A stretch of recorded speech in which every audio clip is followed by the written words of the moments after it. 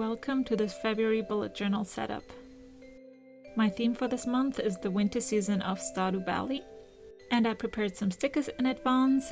These are just images from the game that I screenshotted and printed out on sticker paper, and shows the colors I will use as well.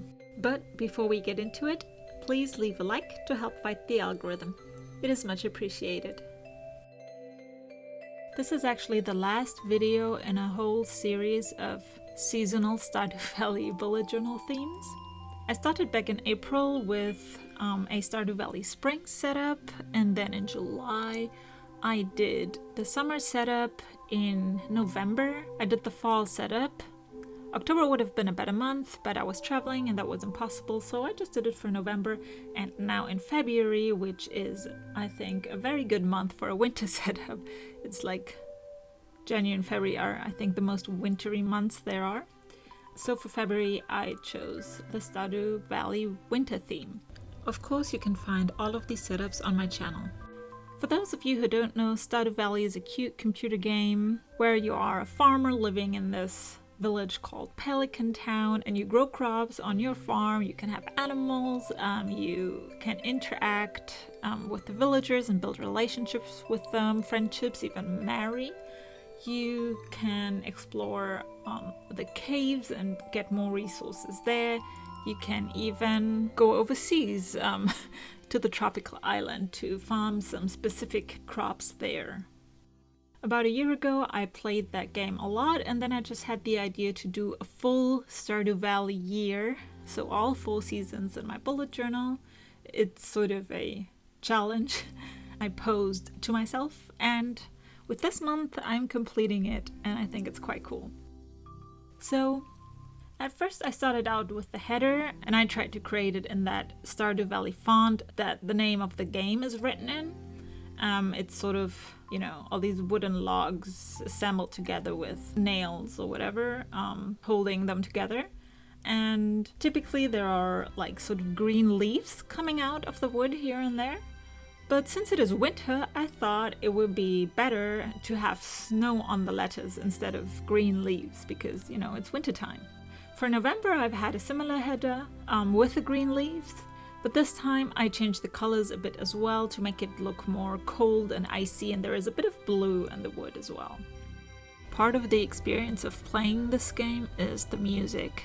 There are different pieces for every season, so the music already indicates which season you're in, and it totally makes the game, it makes the atmosphere. I love it, and I'm thankful that there is no copyright on the music so that I can use them in my videos. On the right I have the monthly calendar list style, and it extends a bit to the left so that I have this small column there on the right of the left page, and that's going to be my water tracker to make sure I drink enough water every day. And to distinguish it a bit visually from the rest of the calendar, I added some blue here. And yeah, that's just, I'm still on a quest to get used to drinking enough water, even though it's probably debatable what is enough. Some people say you have to drink, 2 to 3 liters of water. This is unrealistic for me, right? I believe in realistic goals, so 1 liter a day. I drink other stuff, like coffee with like oat milk, and then the oat milk, it's also fluids that you absorb. But just water, yeah, I know. I don't drink enough, so that's why I'm trying here with the water tracker. For the numbers and all other smaller headers in the setup, I used these 2 brown colors that make the letters and numbers look like on these notification images that pop up in Stardew Valley when you get a quest, for example, or when someone talks to you. You get this little wooden board come up, and then in this brown typewriter font you have your information there. So I first use the darker brown to write the numbers and the letters later, and then go over it again with the lighter brown to make a little shadow, to make it look like a bit more present, or what's the word?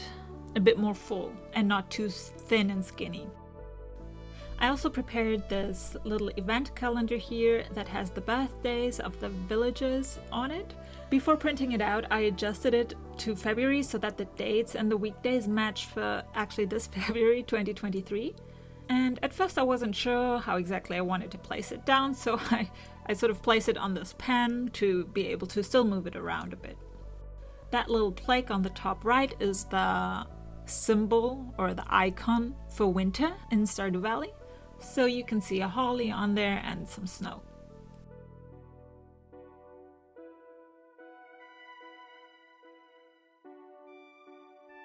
In preparation, I made a washi tape out of the winter forageables in Procreate. It's pretty basic. I just assembled the 4 forageables that you can find during winter.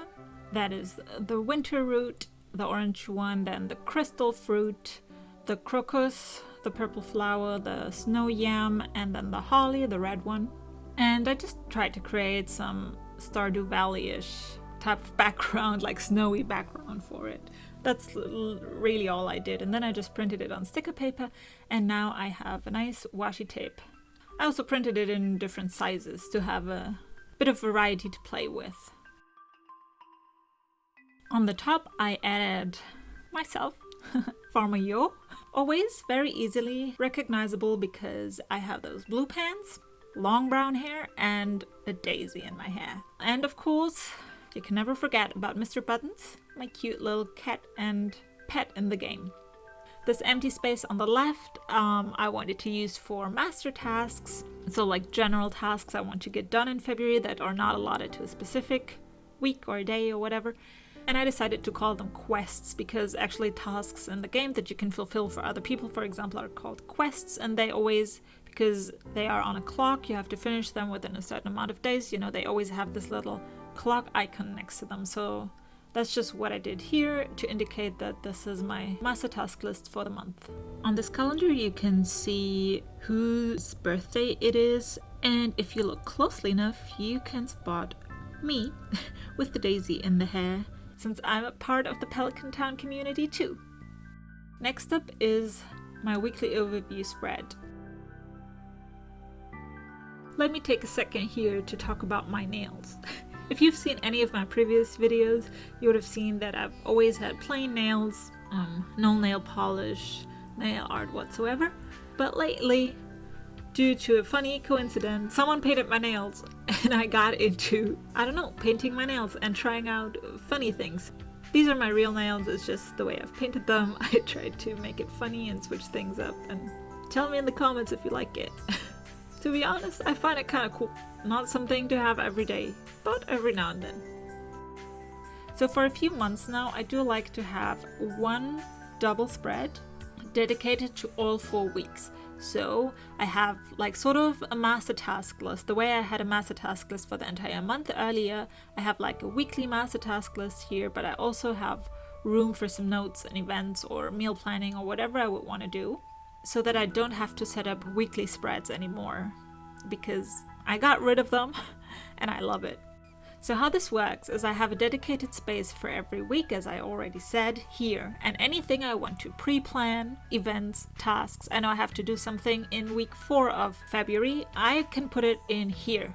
And then I flip the page and start my dailies without any sort of layout or structural constraints whatsoever. I just write the name of the day, like right below anything I scribbled yesterday basically, and then I just start out jotting down tasks, notes, whatever I want to write, diary keeping maybe sometimes, or nothing. Sometimes I don't need it for a day. Right, so I actually started doing this because I got a bit worried with this notebook that I have, that it doesn't have enough pages to carry me through a whole year.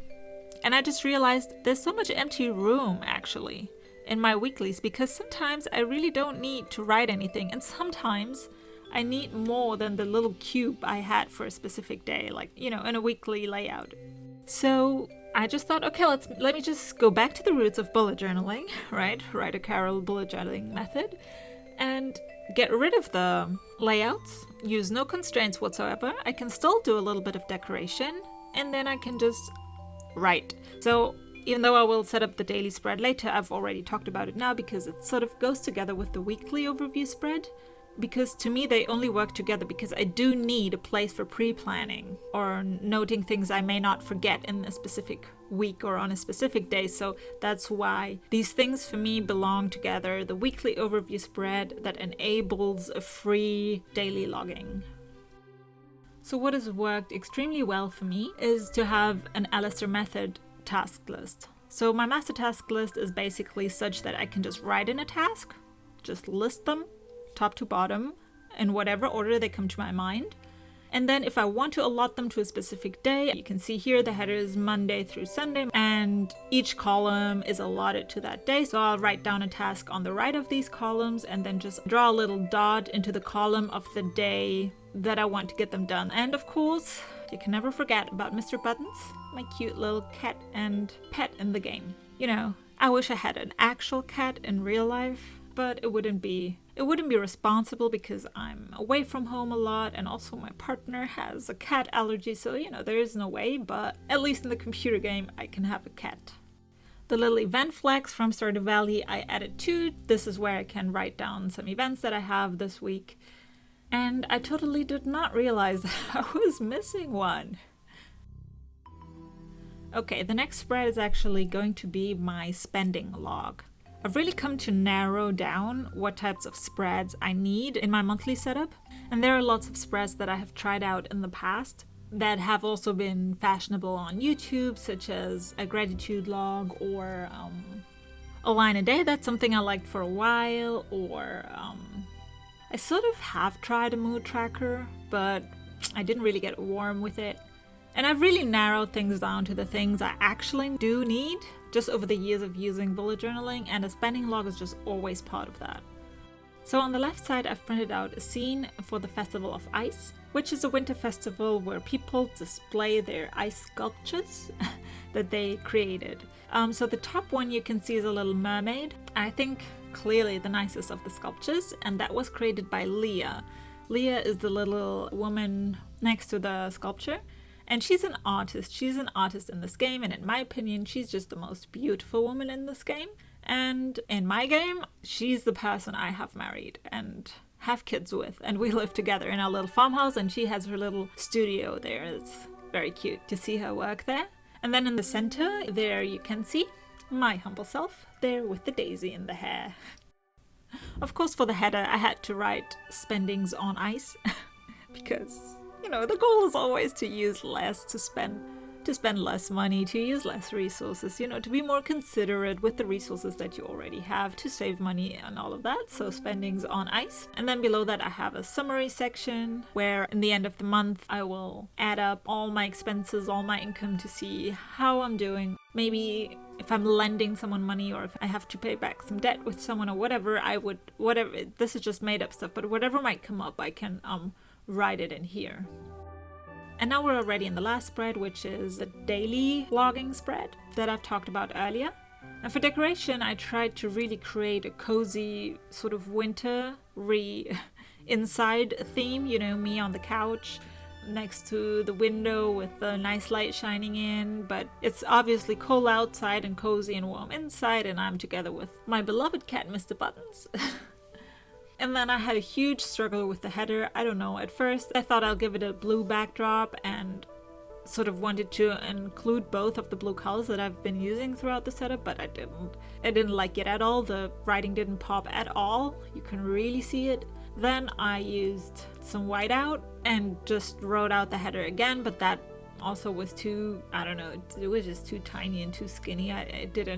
It wasn't a good header, so then I decided to bring out a little scrap piece of paper, write it down there, and create a little larger, nicer type of header here.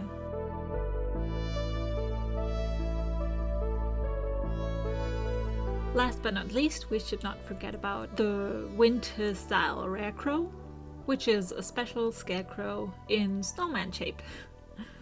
And this is the final flip through of my Stardew Valley winter season, with which I've completed a full 4-season Stardew Valley year.